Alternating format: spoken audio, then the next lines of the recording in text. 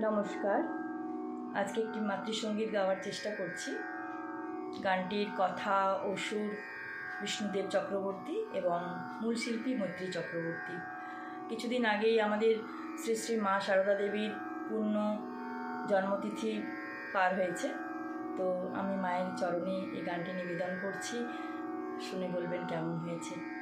খুব সুন্দর একটি গান, খুব সুন্দর তার সুর এবং লেখা। আমি শুধু চেষ্টা মাত্র করছি আর কি।